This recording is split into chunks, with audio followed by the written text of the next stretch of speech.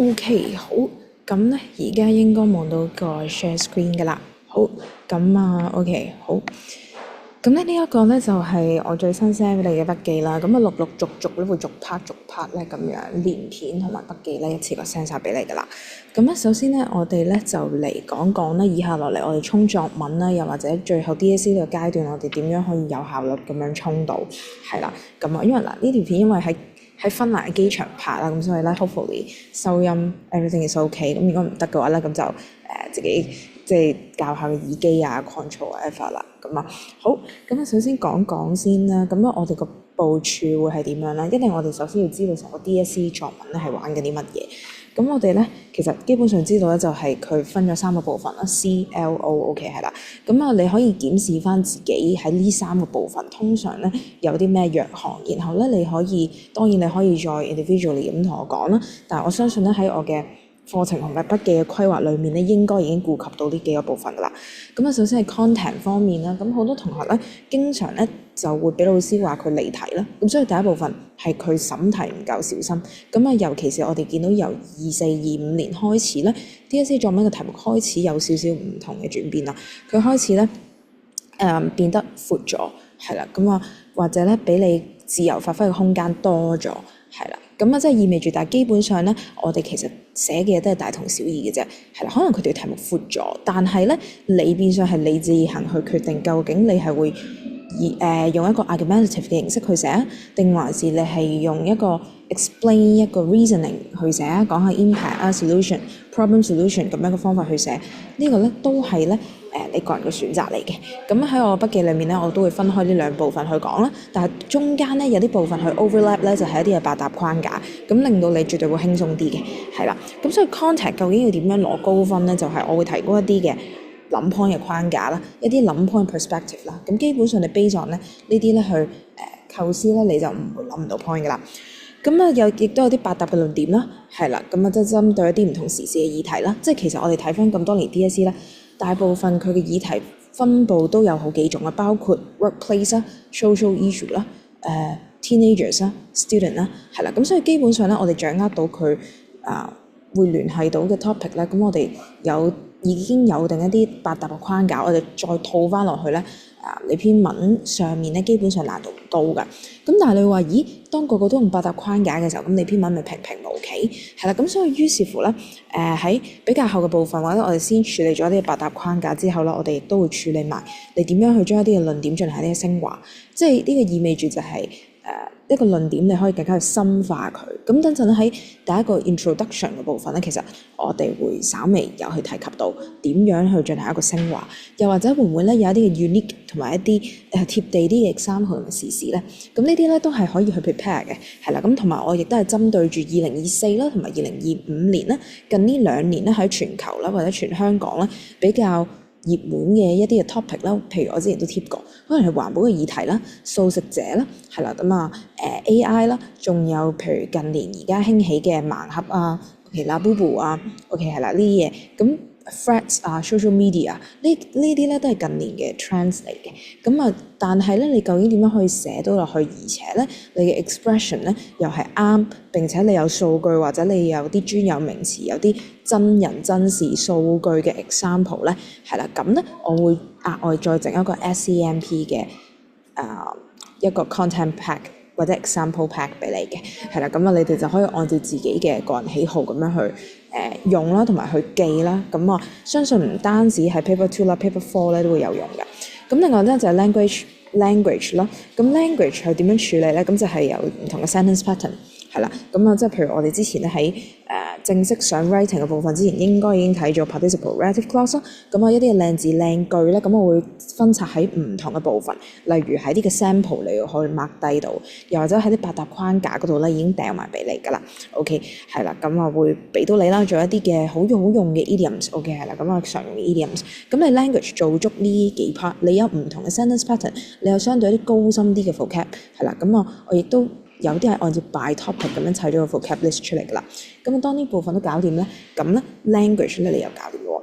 咁啊 organisation 最後 organisation 啦，咁 organisation 點樣處理佢咧？咁呢個部分咧，我就會將佢歸納做一個 elaboration 框架，係啦，就係咧，當你喺成篇正文嘅裏面，你點樣去論述，點樣去解釋你嘅 topic sentence，點樣俾個考官見到你係扣住一句一句扣住嘅咧，亦都係扣住個 topic sentence，而 topic sentence 亦都係回應緊你條題目嘅本身咧。OK 係啦，咁呢一個位置咧，亦都係最多考生做唔到、最難做到嘅地方，係啦。咁所以咧喺呢個部分，除咗不斷去睇 sample 啦，不斷去睇呢個框架之外咧，同一時間咧，你個人咧亦都亦需要有極多嘅嘗試啦，同埋 input 啦，係啦，咁樣咧先會處理到嘅。好，咁所以咧事不宜遲啦，咁我哋咧開始講啦。OK，咁首先第一個部分咧，我哋會從邊一個角度出發咧？咁我嘗試咧去提供一啲靚字靚句俾你先啦，俾一啲嘅框架你去寫字先啦。譬如可能有啲人會覺得我唔夠有呢一啲嘅靚字靚句，或者我唔識寫一個 topic sentence， 係啦，咁你見到大部分取自72句，咁72句就係嚟自一份比較完整啲嘅72句嘅靚字靚句啦。OK 係啦，咁因為時間關係咧，你就唔會收到噶啦，我就幫你嘗試濃縮咗啦，或者係融入咗喺唔同嘅呢份筆記嘅裏面，咁所以去到後面咧，你會慢慢見到噶啦。好，咁啊，首先基本上咧，我哋咧可以從幾個框架去睇下啦。譬如其中一個咧，我哋稍後亦都會更多嘅講，就係譬如一啲 background current phenomenon 係啦。尤其是我哋寫文嘅時候，我哋寫乜都得嘅。Part A 我哋或者 Part B 我哋社會議題，又或者 even 去叫你可唔可以寫封 letter to the principal， 你都可以用到呢一樣嘢嘅。係啦，你都可以講下個 background， 譬如佢叫你搞一個活動，咁你咪講下，喂呢個譬如搞一個文化節，係嘛？搞一個唔知乜嘢文化節 ，OK 係啦，世界唔知地環保日 ，OK 係 whatever 呢啲嘢咧，咁其實背後你一定要牽涉就係可能講下啲 background 啦，係咪啊？譬如啦，你又想講下一啲嘅社會議題啦，咁你想引入佢，咁你一定要講下而家個社會發生咩事，咁所以喺呢個部分咧，你必然會用到嘅咧就係 background 同埋current phenomenon，所以當你去寫文嘅時候咧，呢一個同一時間亦都係值得俾你去問一問，我去寫 introduction 嗰段嘅時候，我點樣去引入呢個主題嘅時候，我可唔可以講多少少個 background？究竟呢一樣嘢係點嚟嘅咧？點解會有呢個潮流興起嘅咧？點解會有呢個問題出現嘅咧？又或者而家普遍地呢個問題造成咗啲乜嘢影響，或者而家大眾啲人係做緊啲咩嘅咧 ？OK 係啦，好，咁所以咧呢一個咧，我哋會可以睇到咧就係 as it is commonly known that OK 係啦，嗱呢度咧首先已經第一句係用咗一個 sentence pattern， 好啦 ，as it is commonly known that 咧就係講緊喂，其實大家眾所周知嘅，眾所周知 OK 好啦，咁啊記得咧 that 咧喺後面咧，我哋喺一開始最基礎嘅DSE Grammar 嘅 Foundation Course 裏面咧，我哋已經講咗咧一個句子必須要有一個 SVO， 尤其是咧當我哋見到 that 嘅後面，我哋咧就係跟經典嘅 SVO 啦，係啦。咁所以譬如啦，你想講喂最近咧，我見到咧我經典我經常都會用嘅或者嘗試去貼下題啦，我真係覺得好大機會，就算作文唔出咧 ，probably oral 咧都會出嘅啦，喺嚟緊26年嘅 DSE 啦 ，OK 係啦。咁啊，其中一個咧就係講緊 Labubu 嘅興起，好啦。咁所以譬如啦，你又想講哇，as it is commonly known that 個 phenomenon 係點樣嚟嘅咧？有兩種嘅寫法，第一種嘅寫法就係我哋叫 statement 類。嗱，咩叫 statement 類咧 ？statement 類就係你直接描述講一樣嘢，佢係一個好 factual 嘅事實，佢係一個事實 factual。字比較醜，好啦，咁啊好 factual， 好 factual 就係呢樣嘢確實地存在，你純粹係話俾佢聽，喂呢件事呢個問題存在，咁呢一個我哋就叫做 statement， 呢個我哋叫做好 factual 嘅嘢。好啦，所以譬如我想講最近咧而家咧好多人咧有一個香港又好啦，或者成埋亞洲啊、中國大陸都係有呢個興起嘅 about 呢個 Labubu 嘅 OK 係啦，咁所以咧呢句咧我哋就係屬於一個 statement， 因為你純粹就話俾我聽呢一個係一個事實。呢一樣嘢如此發生咗 ，OK，咁 that's all， 咁已經其實你已經係講緊嗰個 current phenomenon， 只不過你相對地簡單啲，用一個 statement 嘅方式去講出嚟。咁所以譬如啦，咁你可以講 as it is commonly known that 乜嘢咧？可以跟呢句 there is a craze for Labubu。嗱。咁咧，其實你就已經做到㗎啦 ，OK 係啦，咁啊就係一個 statement 啦。咁當然啦，當你咧點解要用嘅呢個框架 current phenomenon 咧，就係因為你一旦打開咗呢一個嘅框架嘅模式，你一講個 statement 好自然嘅咧，你咧就小學六何法，其實我哋基本上咧都係圍繞住六何法咁樣去處理，尤其是我哋經常去處理個 how 同埋 what 同埋個 why。OK 係啦，咁譬如呢個 phenomenon， 咁你講完之後咧，其實好正路咧，你自己會有一個 common sense，你會去解釋究竟呢個 current phenomenon 點嚟嘅。OK 係啦，咁所以咧，當你有呢個意識，每一條題目嘅時候，你都可以嘗試諗下佢個 background，佢 current phenomenon 係點樣咧？咁究竟呢個 current phenomenon 又點嚟嘅咧？會唔會係因為社會嘅大環境轉變 ？OK 係啦，咁又或者會唔會有啲人文化 social media 嘅興起，名人嘅影響力導致到一啲嘅社會現象出現，例如譬如 Labubu 係點樣興起嘅啦？一嚟 social media 係咁瘋傳啦，第二 Lisa 因為 Blackpink 嘅 Lisa 佢去買咗隻公仔嘛，咁所以導致到成件事瘋傳啦。OK 係啦，咁呢一個咧就係最基本咧，嘗試咧俾你喺思維上面有啲嘢開拓啲嘅一啲嘅 perspective 啦，咁你又可以去諗下啦。好，咁我哋講完咧 statement 之外咧，另外一個做法咧，我哋叫做 scenario。嗱，有咩唔同咧 ？scenario 咧，我會講嘅係咧一個相對咧需要你喺英文上面咧，可能係個 foundation 要再好少少啦，又或者咧你需要更多嘅預備，同埋你重點係你要用更多嘅筆墨你去描寫佢嗰個嘅現況，係啦。咁 statement 你純粹係一個 factual 嘅嘢，但係 scenario 我哋點去理解咧 ？scenario 你可以理解嘅咧就係我哋眼睛所睇到嘅嘢，係啦，即係你要再實際啲嘅。係啦，嗱，譬如假設我哋圍繞住嘅嗰個 phenomenon， 或者我哋圍繞住嘅嗰個 trend 都係咩咧？我哋圍繞住嘅都係最近有 craze for Labubu，OK，係啦，咁呢一個就係譬如我哋嘅 current phenomenon。好啦，但係如果你覺得 statement 唔夠，有啲人會想高分啲，高分嘅考生咧係啦，又或者我哋睇翻24年啦、25年啦 ，even 我自己考嘅嗰一年嘅 approach 咧，就我嘗試加入好多啲describing 嘅一啲 phenomenon 嘅一啲 sentence 有啲可能係有啲 descriptive language 啦，或者你哋老師叫 figurative，OK 係啦，咁呢啲嘅部分就係你眼前睇到啲乜嘢 ，OK 係啦，有啲咩證明 prove 到 Labubu 係一個 trend， 係一個最近好興起，啲人會好中意去搶購嘅咧，咁你就可以諗，喂，好似假設你攞住個相機喺條街嗰度影相，你 what can you see？ 你見到啲乜嘢啊 ？OK，例如啦，Labubu，你可以講啲咩？你話我可以見到啲咩咧 ？OK， 我見到係啦，我見到咧有個 long queue waiting outside 學嘛，係嘛 ？OK， 嗱呢個已經係其中一個㗎啦，係咪啊？呢個已經係其中一個已經係其中一個寫法，就係你實際上你睇到咯。係嘛？咁你或者咧，你可以講緊，喂，喺 social media 裏面，你都可以睇到啲嘢。你唔單止喺現實世界睇到啲嘢，你而家亦都可以喺 social media 睇到啲嘢，係嘛？最近嚟咁真係好 up to date 啦。咁如果你有用 Threads 嘅話咧，你就會知道最近咧喺 Threads 上面好興嘅一個潮文係咩啊？呢個大步冰室啦。OK 係啦，咁你可以見到呢一個 Threads regarding 呢一個大步冰室。OK 係啦，咁呢個我未 research， 我未留意佢嘅英文名啦 whatever。咁但係大步冰室咁嗰啲嘅 post 啦，嗰啲嘅 threads regarding 大步冰室係 goes viral 㗎，OK 係啦，咁所以你可以講呢一啲嘅 post 啦，一啲嘅 videos 啦，係啦，一啲嘅 reels 啦，咁呢個話你已經扣咗一個其中一個嘅 element 啦，就係 social media，OK，而且呢個 topic 咧係非常之百搭，非常之好用嘅，係啦，咁一啲嘅 post 啊、video 啊、reels 啊，或者你甚至用 threads。都非常之貼地 ，OK 係啦，咁regarding OK 關於 OK 係啦，咁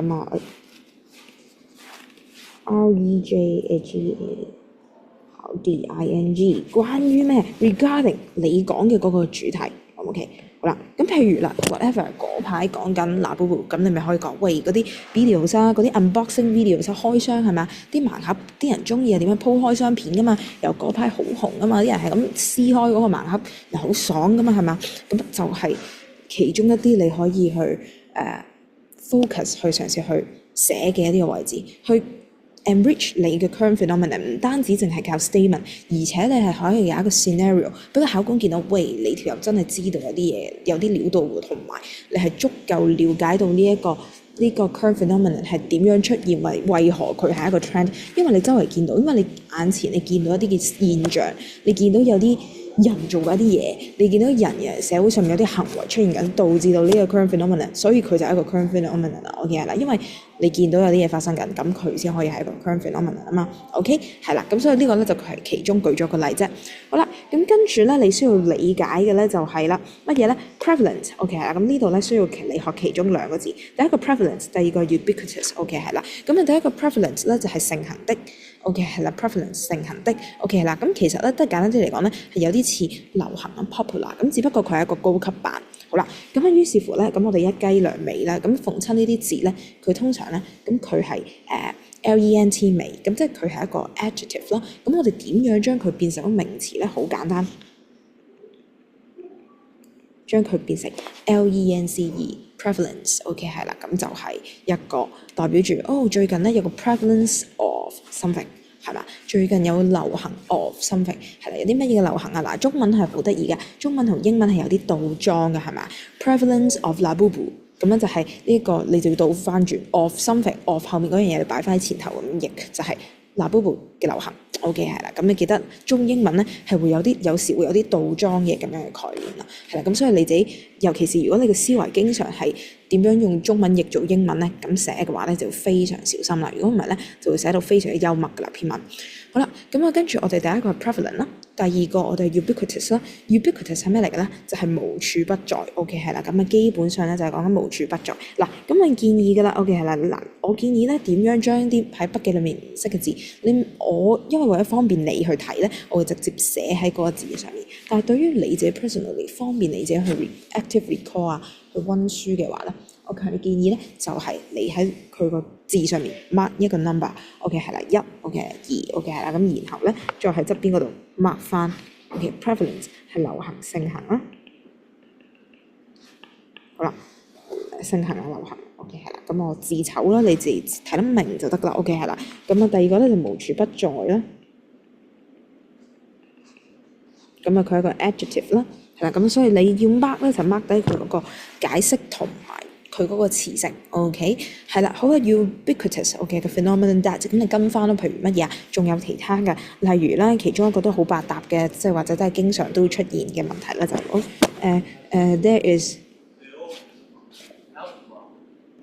there is a problem of social media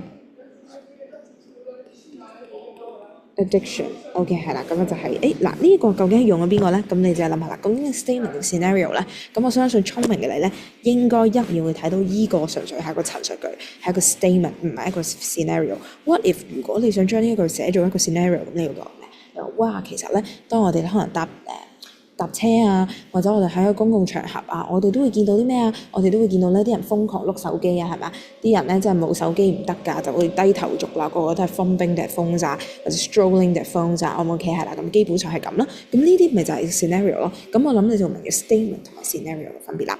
OK 好啦，咁所以 current phenomenon 咧，大概我哋有一個更多嘅了解。咁去到 elaboration 嘅部分，呢一個位置我哋會再出翻嚟嘅 introduction 嘅位置，我哋呢個位置都會再出翻嚟嘅。咁但係呢度 basically 我俾少少一啲句式，以句式作為一個出發點，然後去講下框架你又可以點樣用。OK 係啦，總之藤撚瓜瓜撚藤啦。OK 係啦，我啲筆記係咁噶啦。咁啊可能睇落去會有啲亂啦，但係其實背後係意味住融會貫通。OK 係啦，即係你唔單止淨係喺一個部分你先可以用到呢個框架，而係你貫穿成個作文嘅部分啦 ，oral 啦，係啦，甚至你 paper 3咧有部分你都係可以用翻呢一啲嘅概念，咁啊絕對會幫到你，係啦，咁你就唔需要背勁多嘢啦。好，咁啊跟住啦，我哋咧，如果我哋講到啲嘅 background 嘅嘢咧，我哋有陣時咧，我哋都可以講緊會 under 啲乜嘢 ，under something 係啦，喺乜嘢環境底下譬如咧喺而家嘅一個即係成個社會大環境底下，係啦，喺而家成個教育制度底下 ，OK，咁 under 喺啲乜嘢底下咧？咁你可以講下啦。好，第二個啦 ，it is irrefutable fact that OK 係啦 ，it is an irrefutable fact that beyond a shadow of a doubt。好啦，咁 undoubtedly，咁呢啲咧就係譬如你總之你有啲句子，譬如你想講毫無疑問地係咪先？其實咧都眾所周知 OK 係啦，其實差唔多都係講緊呢啲嘢。咁咧你就可以去攞下呢度有啲嘅表達啦。OK 係啦，眾所周知係人都知嘅啦，係咪先？OK 係啦，咁啊可以咁樣去嘗試去寫啲嘢啦。好啦，嗱咁呢一度咧，我俾咗幾句你用咗先，係啦。當你用熟之後咧，咁之後俾你睇更多嘅 sample 咧，你就可以咧有更多嘢去唔同去玩，同埋 at least 你知道如何去表達先。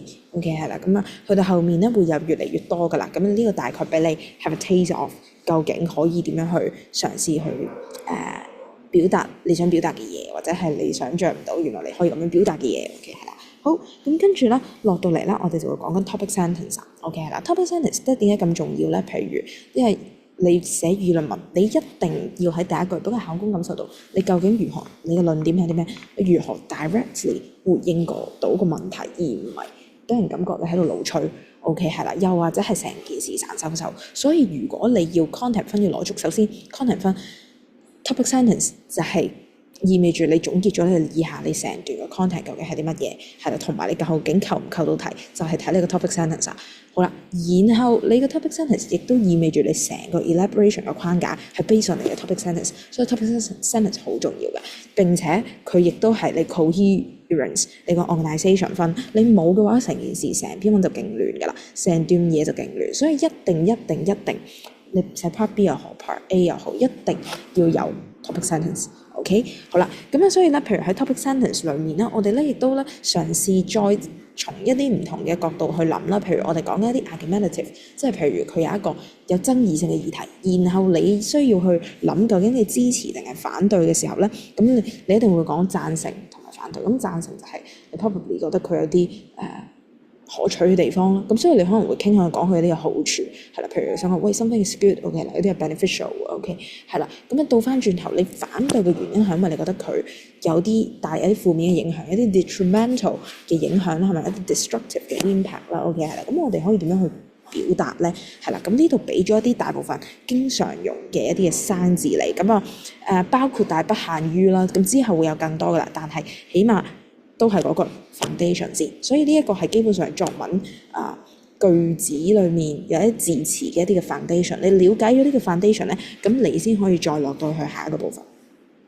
好啦，咁首先咧，我哋會講到就係plays 一個 indispensable role in something。好啦，所以呢度咧拆開佢啦 indispensable role 就係講緊扮演咗一個重要嘅角色，不可或缺。OK 係啦，咁 indispensable 咧對於 important 咧係一個 next level 一個概念嚟嘅，係啦，重要還重要，但係你可以冇咗佢，係咪啊？係啦，咁但係不可 indispensable 係不可或缺，即係你係重要到你唔可以冇咗佢。OK， 咁就真係非常重要啦。OK，咁所以佢喺嗰個程度上面咧，同普通嘅重要咧，同普通嘅 important 咧有少少嘅唔同嘅，係啦。咁當然啦，咁我哋咧即係我個筆記好主張咧，你一定要跟住我 mark 嘢，同埋我有好多即時發揮嘅部分嘅。OK 係啦，咁所以咧 indispensable 咧，咁我頭先講到 important 啦，咁 important 咧除咗你淨係知道即 important 係代表住重要之後咧，其實仲有好多其他嘅字咧都係代表住 important 嘅，例如咧咩？例如 crucial 啦，係啦，例如 vital 啦，例如pivotal 啦，例如 essential 啦，例如 significant 啦，fundamental 啦。嗱，咁去到後面咧，佢有啲位置佢未必完全係 exactly 都係解重要，但係 fundamental 係好基本、基礎性、好基礎、好原則性的。OK 係啦，咁呢個位你都要去留意啦。OK 係啦，好，咁跟住 significant 咁亦都係巨大啊、重要啊咁樣啦。好啦，咁然後咧我哋再嚟咧就係講緊。咁所以呢個咧基本上係可以取代佢嘅，佢哋都係 adjective 嚟嘅。咁所以以後逢親，後尾我上堂，我問你 important， 你可唔可以即刻拋到起碼4-5個？其實好易記嘅啫。OK 係啦，起碼拋到晒呢一堆嘢俾我。OK 係啦，好，咁我哋可以講咁，喂，究竟呢樣嘢佢 important、crucial 啦、vital 啦、pivotal、essential、significant、fundamental、role in， 咁完全可以塞咗佢，直接取代佢都冇問題嘅。OK， 好啦。好，咁咧跟住咧，我哋有陣時亦都可以講話，有陣時我哋想講咧，有啲嘢咧係好 beneficial for something 嘅。OK，嗱比較闊啦，我哋成件事可能係講緊成個 attitude， 我哋嘅態度啦，係嘛？我可能你會覺得呢個比較多，我會喺 introduction 嗰度寫就係譬如去到最後你要澄清一次你嘅立場，譬如你覺得我支持呢個以前嘅夜經濟，我支持呢個熊貓經濟，我支持呢個10億放煙花。OK 係啦，咁呢樣嘢你可能覺得我因為點解支持啊？因為整體嚟講，我覺得佢 beneficial for 香港 economy，OK，咁成件事係好闊嘅，咁就可以用 beneficial for something，OK，好啦，咁啊跟住再嚟咯喎，如果我想實際啲去講啦，我哋實際啲去講，喂，佢實際可以做到啲咩咧？咁我哋可以講，哇，佢會唔會建立咗一啲嘢咧？去 cultivate、nurture、去 build up、develop 咗啲嘢東西咧？係啦，咁啊，例如啦，你又可以講話啊，佢咧人。係嘛？有陣時咧，我哋可以嗱呢個咧，我哋可以睇睇後面有個 co-location suggestions 嘅，係啦咁啊，呢度唔係全部都有啦，但係我諗得到同埋覺得啱用嘅就俾你啦 ，OK 係啦。咁啊，首先咧呢一個就係咩咧？咁啊 cultivate nurture，咁我哋通常咧都係講緊你去培養一啲嘢啦。咁培養一啲嘢，我哋通常都係需要一啲比較長時間性嘅 ，OK 係啦。咁啊，所以我哋可能譬如會講一啲 sense of responsibility 啦，係嘛？即係我哋一啲嘅責任感啦、creativity 啦、一啲嘅價值觀啦，OK 係啦。咁啊，或者我哋又揾一啲嘅 innovation 啦、innovative 嘅啲 mindset 啦，係嘛？仲有 creativity，仲有 mindset 啦。即係你個人嘅一個思想咧、一個思維啦，點樣去處理咧，都係好重要㗎。OK 係啦，咁啊 mindset 好啦，咁啊跟住 habit 啦，OK 係啦，咁你嗰啲習慣咧，有本書叫做90日定係21日，好似係21日點樣形成一個新嘅習慣，或者總之係一段 overall 嘅時間咧，你不斷去做一樣，你慢慢咧就會變成咗個習慣㗎啦。咁所以咧呢啲都係需要時間性去 build up 嘅，係啦。咁所以咧都係講緊培養一啲嘢啦。咁我哋通常咧都會形容係一啲 positive啲嘅嘢，咁但係喺好少嘅部分上面 cultivate 咧係可以當作係 negative 嘅字咁樣去用cultivate 一啲唔好嘅嘢 ，OK， 咁但係大部分咧係啦，好即係係啦，好多時候咧我哋都係用喺一啲 positive 型一啲 positive 啲嘅嘢上面嘅。好啦，咁啊跟住經典啦，又係普通嘅 develop 同埋 build up 啦，咁有陣時你可以普通講下一啲 confidence 自信啦、自信心啦，或者 self esteem 啦，係嘛？我哋青少年嘅自尊心啦，係嘛 confidence 係啦，即係青春期啊、青少年啊，尤其是你哋呢個階段咧，非常之重要嘅 confidence，OK 係啦，咁啊人與人之間嘅 connection 啦，OK 係啦，又或者啲 community 啦，咁所以咧你見到咧，我喺呢度咧已經大概透過 co-location 咧，你都知道咧，其實你可以從邊幾個角度去諗破，係啦。你可以諗佢自己之間咧係嘛 self-esteem 係自己嘅 connection 係人與人之間 community 就係去到社會之間，咁所以你見到咧係不斷慢慢係有一個循序遞進嘅一個關係，係啦，咁所以你諗開或者你寫文嘅時候，你都係諗下，why 我會唔會有機會可以做到一個層層遞進嘅一個效果咧？咁樣做到嘅話咧，咁就會好靚㗎啦。咁啊 content 啦 organisation 分咧，基本上唔會甩碌㗎啦。OK，咁然後你喺內容嘅裏面咧，再用一啲連接偶爾有啲靚字靚句啦，有啲 high level vocab 咧，基本上咧 CLO 咧完全搞得掂啦。好啦，咁啊跟住啦，同樣啦，我哋咧亦都講咗係啦，咁啊 build up develop 啦，咁然後我哋可以講下 encourage，OK 咧 encourage 鼓勵啦，係嘛？咁啊鼓勵咧，我哋有另一個字，我哋講緊提倡啦，係嘛？鼓勵同提倡其實有啲似嘅，係啦，咁啊 advocate 提倡，係啦，其實都係講緊我哋想推行一啲嘢，係啦，或者我哋有陣時要 promote 一啲嘢啦，係嘛 ？promote 就係宣傳，即係希望政府啦，即係鼓勵市民啦，係啦，去做運動，係嘛？咁啊，然後可能就提倡市民多啲做運動，咁即係都想佢哋多啲做，即係想佢哋做多啲，想呢樣嘢通行，咁我哋會用 advocate、encourage、promote 呢啲啦 ，OK 係啦。好，咁啊跟住咧，我哋有啲 motivate 啦，咁 motivate 就係講緊振奮啦。咁譬如學生，我哋成日講叫動力，你唔想溫書係為咩啊？你唔想溫英文，想放棄英文係咩啊？你缺少咗個 motivation 咧，冇咗個動力咯。OK， 動力係嚟自於咩咧？動力嚟自於 purpose， 嚟自於背後嘅 meaning。咁啊，因為你揾唔到嗰樣嘢嘅目的，同埋揾唔到嗰樣嘢嘅價值，咁所以咧你就會缺乏呢個 motivation 啦。係啦，咁啊再嚟可能係迫切性啦。OK 係啦，咁呢啲再講。好啦，咁跟住咧有陣時咧，除咗我哋可以 motivate 一啲嘢之外咧，咁啊通常咧講士氣啦，係嘛？咁啊士氣咧都係 M 字頭嘅 morale， 係嘛？同學之間嘅士氣啦，工作之間嘅士氣啦，OK 係啦。咁我哋可能通常都係講 workplace 啦，係啦，即係啲人翻工個個做社畜啦，即係翻工等放工，咁完全係冇晒嗰啲嘅 morale 嘅，咁啊賴晒嘢咯。OK 好啦，OK 咁咧跟住咧我哋咧亦都有咩咧？我哋有 alleviate 啦，係啦。有陣時我哋嗱呢個咧就係論到佢啦。我哋之後會其中一個經常講叫 current problem 嘅係啦。咁我哋頭先嗰個咧係叫 current phenomenon 啫。咁我哋之後會講一個就係叫 current problem。我哋會從一個角度入手，就係講緊喂而家社會上面出現咗一啲咩問題，有啲咩係一個 problem 嘅咧。OK 係啦。咁然後你主題目講嘅嗰樣嘢如何去解決呢一個 problem 咧？OK 係啦。咁呢個咧就係亦都係其中一個我哋之後會dig deep into 嘅一個 perspective。OK 好啦。咁所以咧我哋都可以從幾個角度去講，例如 alleviate 去舒緩啦 ，ease allay 啦都係解舒緩啦 ，assuage 咧係解情緒上面舒緩啦。OK 係啦。咁當然 alleviate 仲有一個 mitigate 係啦。咁都係解緊舒緩啦，係嘛，調和啦，有一種調和嘅感覺啦。嗱，舒緩咧有啲特別嘅係啦。咁佢同另外一種咧又或者我哋可以講緊dilute啦。dilute係淡化，係啦，即係嗰個問題其實可能喺度嘅，但係咧就係你減低佢嗰個 consequences 啫。OK 係啦，即係個問題可能依然存在，佢嘅根仍然係存在，但係你只係減輕佢嗰個 consequences。咁我哋就係 alleviate、ease、allay 同埋 assuage 啦。點解我特別強調呢一樣嘢咧？因為解決問題，啲人亦都會聽過啦，源頭減廢啊嘛，從根源解決問題。有啲人會嘗試去同 eradicate 去做比較。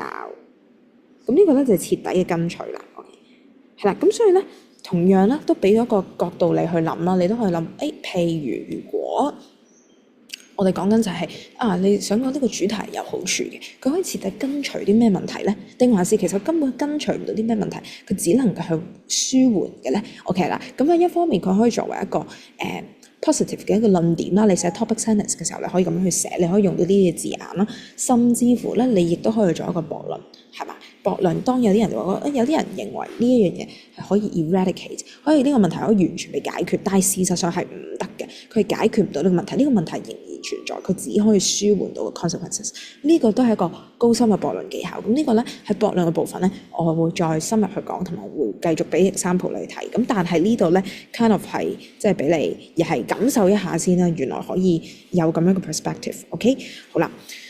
好，咁咧跟住咧係啦，咁就係咁樣啦。咁跟住咧，我哋亦都去講啦，繼續啦，我哋講緊有啲嘢咧可能變好咗啦，係咪？一開始我哋講所以你見到啦，我哋講好處嘅時候咧，有邊幾個角度去講？首先第一個，我哋可以建立咗啲 new thing 係咪 ？create something new 係咪？一啲 cultivate、build up、develop 一啲新嘢。好啦，第二個角度係咩咧？第二個角度我哋就係講緊，佢可能係解決咗一啲問題，OK，緩解咗一啲問題 ，cultivate、like eradicate。或者係 alleviate，OK 係啦，咁解決咗呢啲嘅問題 ，OK 係啦，咁突然之間諗到一個，你改善咧、舒緩咧、改善咧，平時我哋就係識 improve 嘅啫嘛，係咪？係啦，咁俾一個靚啲嘅 ameliorate， 嗱咁都係解改善 ，OK 改善我哋通常呢個係跟咩咧？我哋跟 situation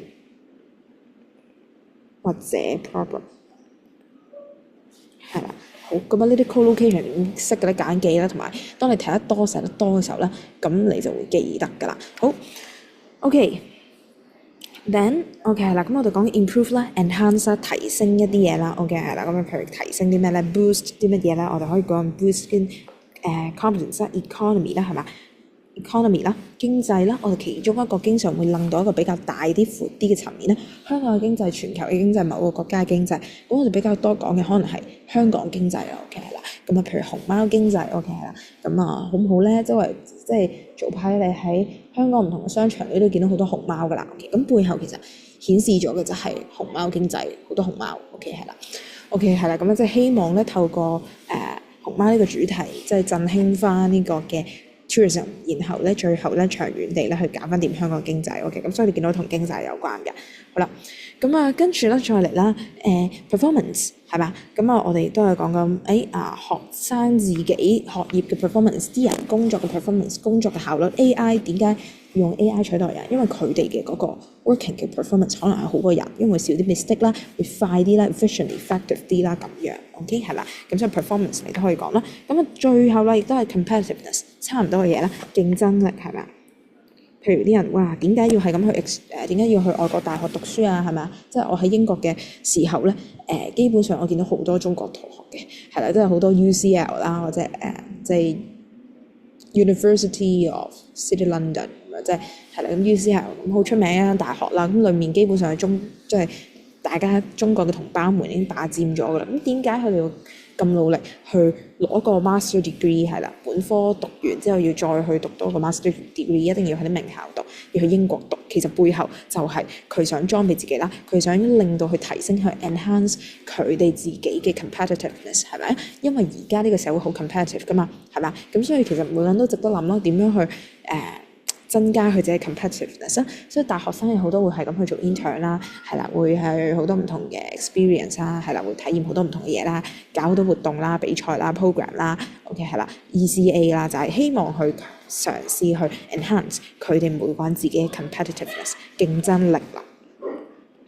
好，咁啊再嚟啦 facilitate 啦 promote 啦 ，OK 係啦 learning development growth communication 係嘛 facilitate 咧同 promote 嘅詞都可以解促進。頭先 promote 我哋解宣傳，但係同一時間我都可以解促進 ，OK 係啦。